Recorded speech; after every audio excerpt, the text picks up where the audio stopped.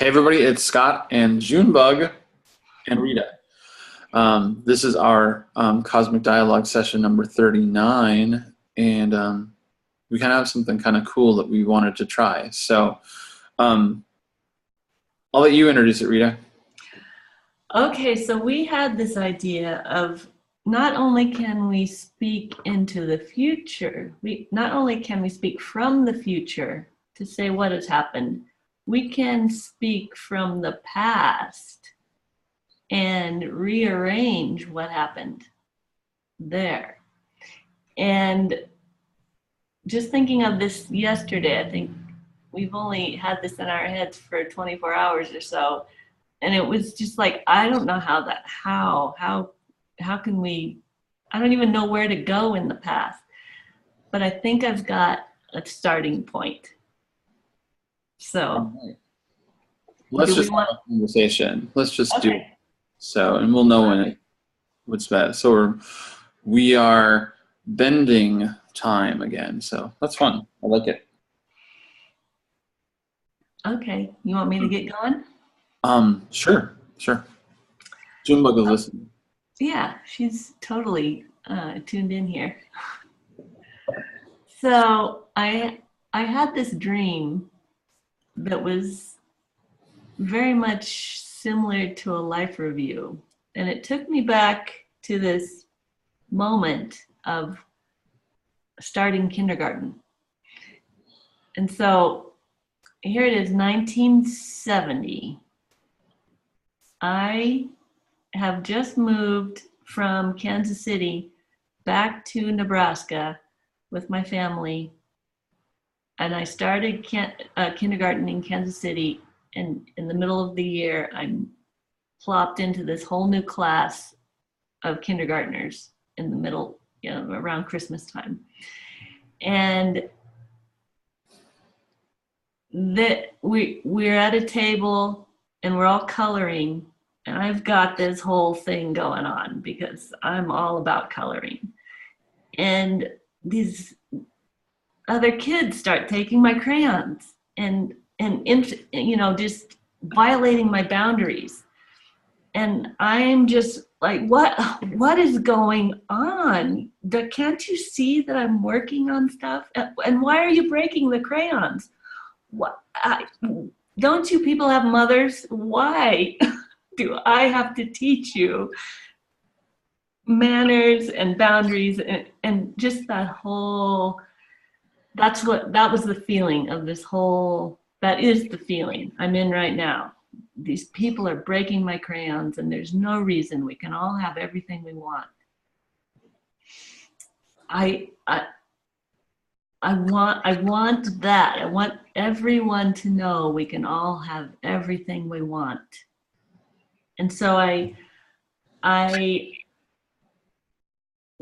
stopped everything, and the teacher, Mrs. Mullally, comes and lays down the rules of how this works. So I had an adult come, someone who knew more than this collective that I was in, someone who came and spoke the truth and laid out very kind corrections. And then some went to play with the blocks, some went to go pretend in the house, and everybody was happy. And the rest of the year, there were no conflicts. There was no more crying at nap time. It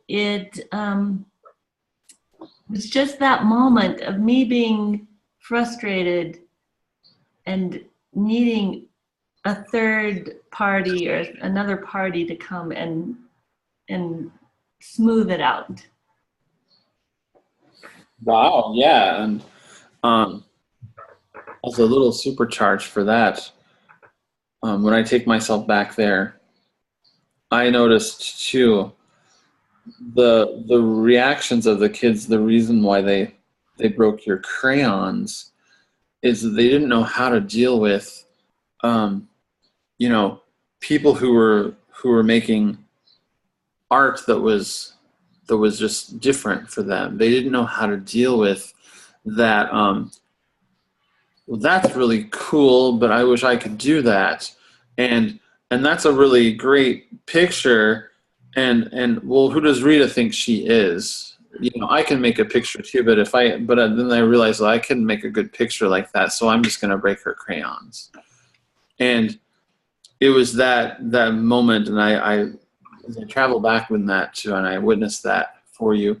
It was that moment of just that fear meeting drama, meeting resentment, because there's this jealousy that, you know, just kind of like if we go back even further, when the first weapons were forged amongst humanity, it's like someone's got this and I don't have it.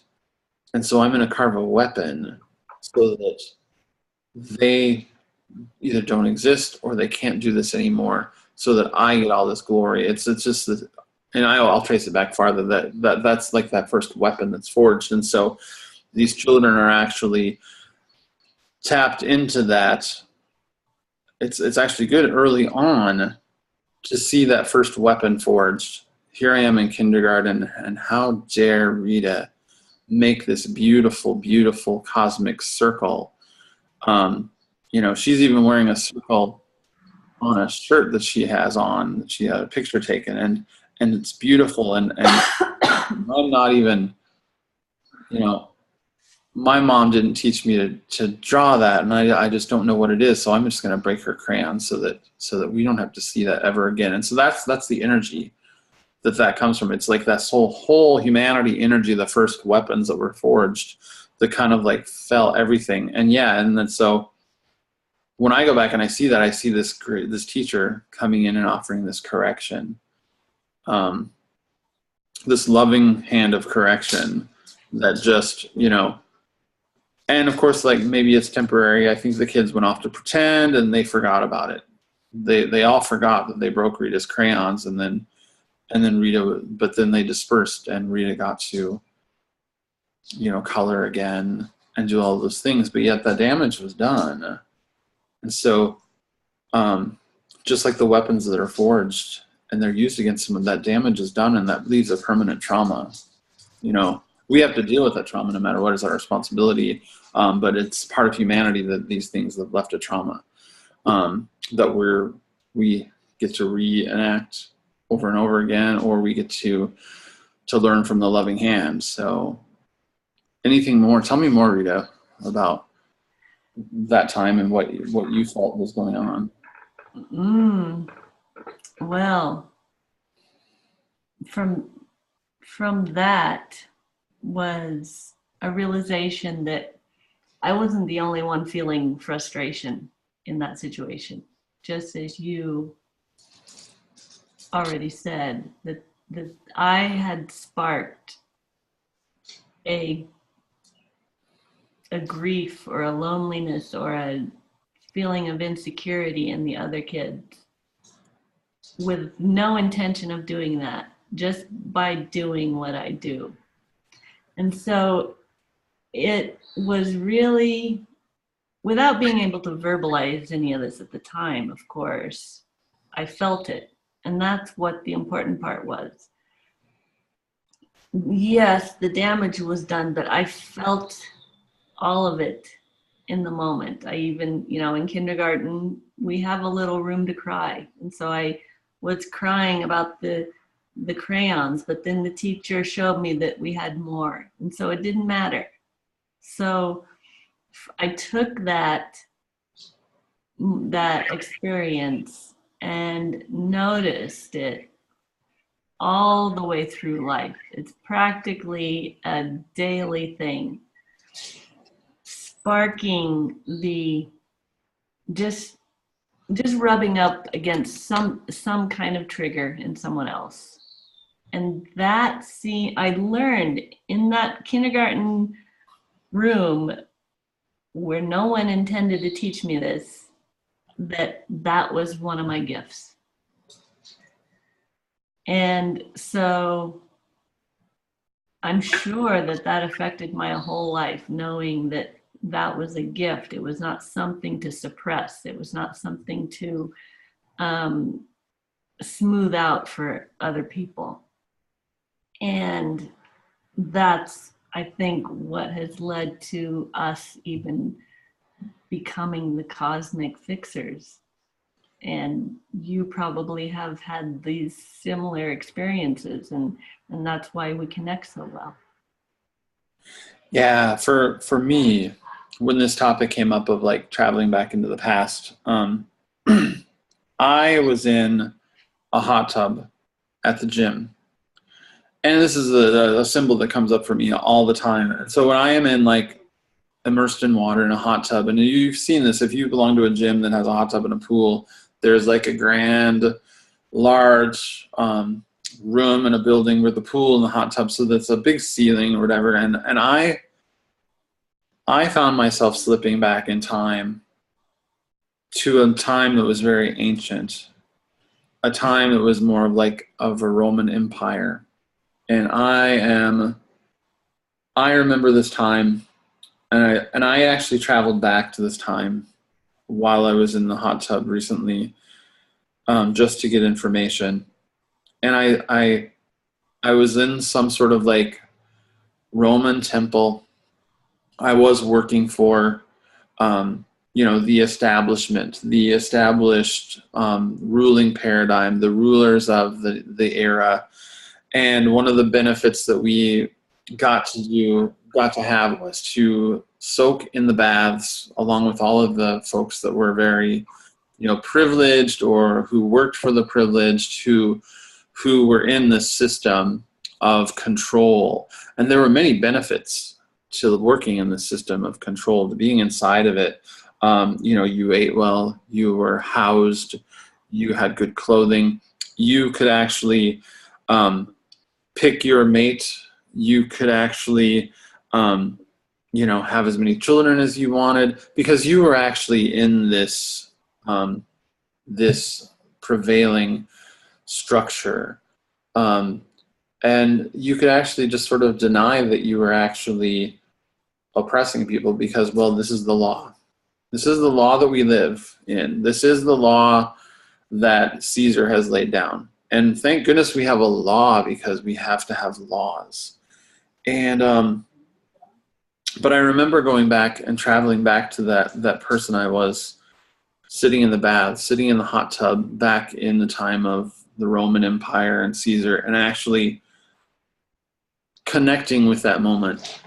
Sitting there, seeing the columns, seeing the windows, just like I see at my gym, and actually feeling this presence of water with me, and knowing that myself now and that self of then shared this connection, that we knew that water was a spiritual being that was alive, and that we could immerse ourselves in that. We know that water doesn't really die. It's a spiritual being that doesn't die, that just recirculates all around the earth. So think of that. It's like, even we knew that, and I say we because it's me back then too. We knew that water never dies, and so at that moment, while I was sitting in the hot tub at the gym, I just sent a message. And if I can send a message to the future, I can send a message to the past. And I sent the message saying, the paradigm is going to fall, and you know it already.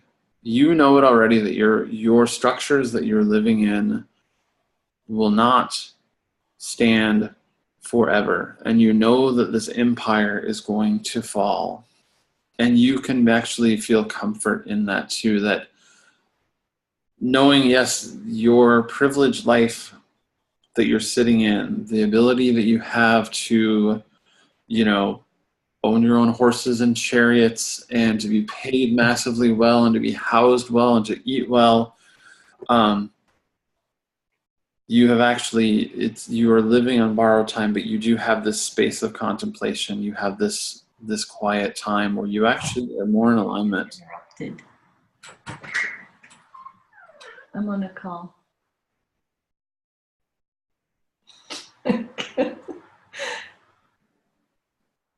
Bye. Okay, go ahead. Go ahead. Okay.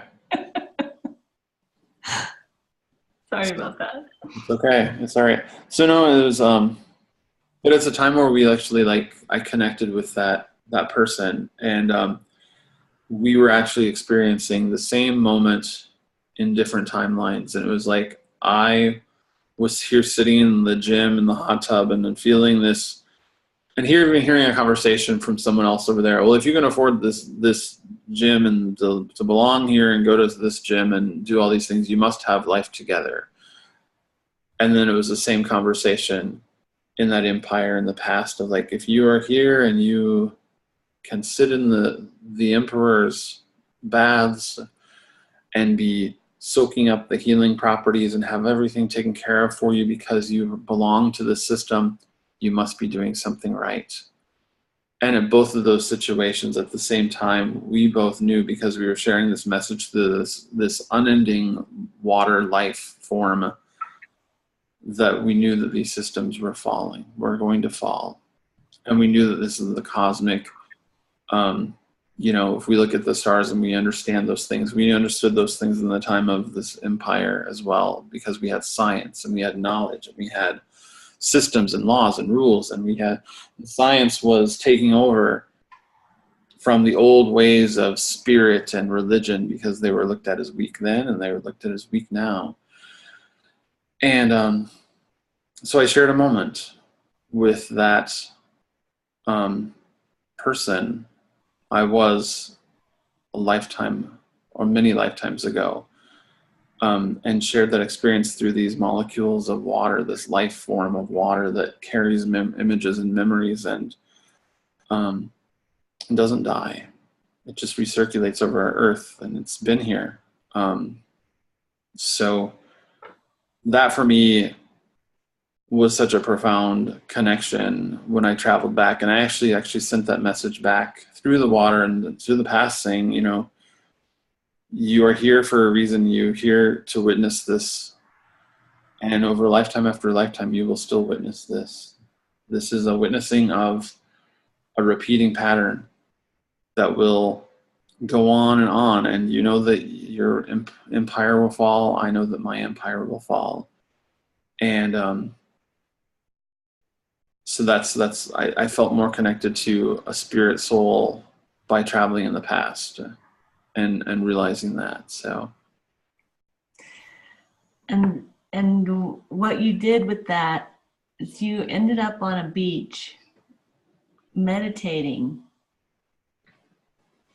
for several weeks, just feeling the waves coming back again and again and again, and absorbing the sound and the vibration, the rumbling, the different levels of waves coming in.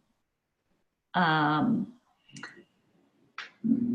you were able to integrate that into your being and use water, use that image of waves coming in as a repeating pattern that you could use that image to help people understand, okay, there's that pattern coming back again. It's going to come back bigger. You know how waves accelerate and become larger and larger and larger, and then it goes out a little bit and the whole process starts over again. It's so perfect as a metaphor for what we do in our lives. Kind of the tension builds and builds and builds, and we feel that something's got to happen, and sometimes we'll act out just to relieve that tension a little bit. And that just becomes a repeating addictive pattern, like the way the waves come in.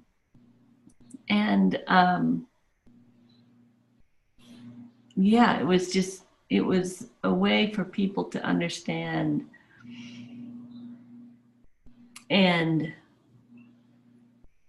not want to get knocked over by that last huge wave. And so people were, clients were understanding it. and you just tapping into that water, the wisdom of water, and knowing that it vibrates through all of us, just allowed people to get it on a visceral level in ways that words just, and the mind just turns it all around and justifies and rationalizes, and we think we know, but then we just do it all again. So that whole experience of going back and being in the water really opened up things, not just for you, but for everybody that you come in contact with. Yeah, and I think that in that time, and then also in the time that's in the, you know, the present, we both knew that this was a prevailing pattern, and there was like a sense of knowing. There was a very strong sense of knowing, as I was that empire worker, privileged, working in the system, exuding all the benefits. And then I was also at my gym. There was this feeling of knowing that was like embedded in this water that came and permeated through me. This feeling of knowing that these cycles are happening again. They will continue to happen again.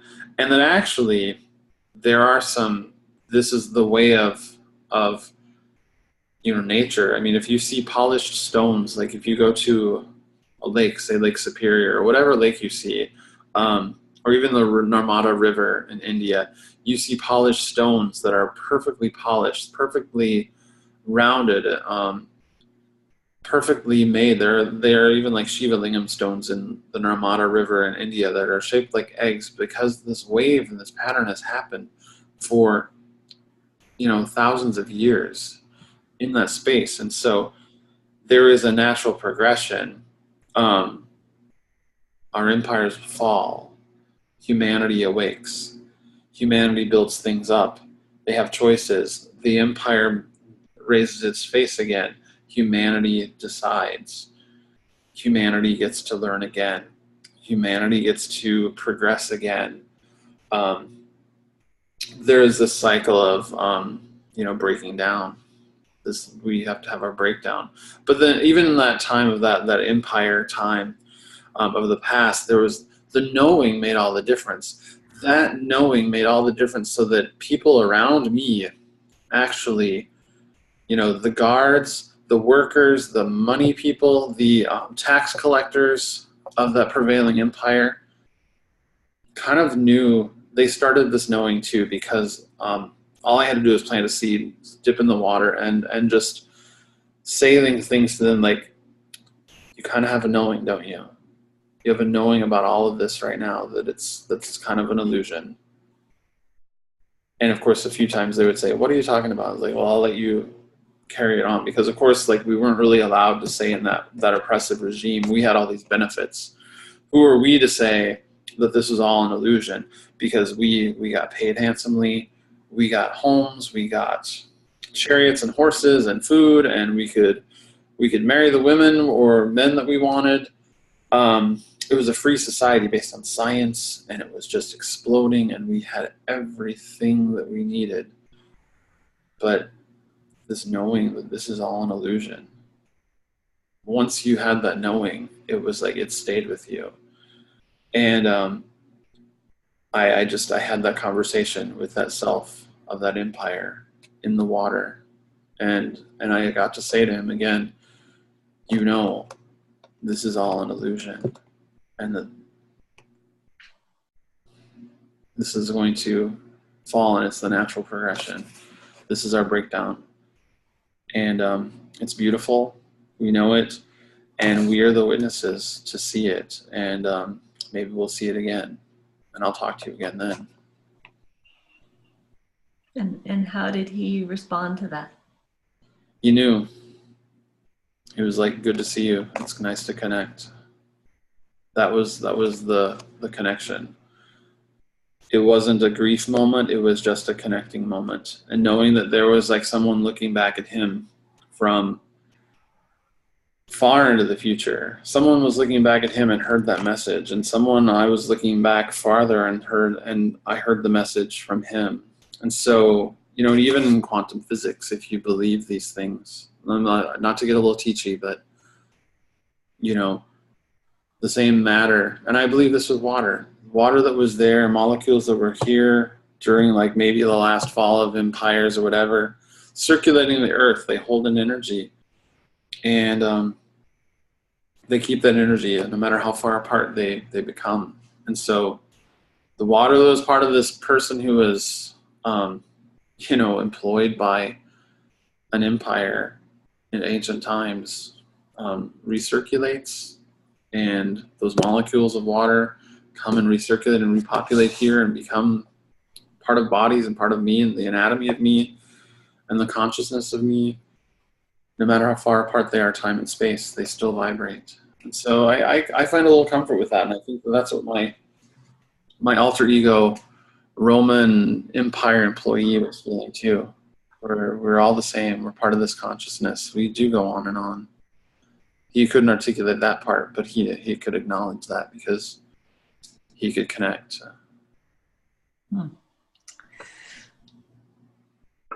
Yeah. Wow. Good. All right. So thanks, Rita. All right. Thank you.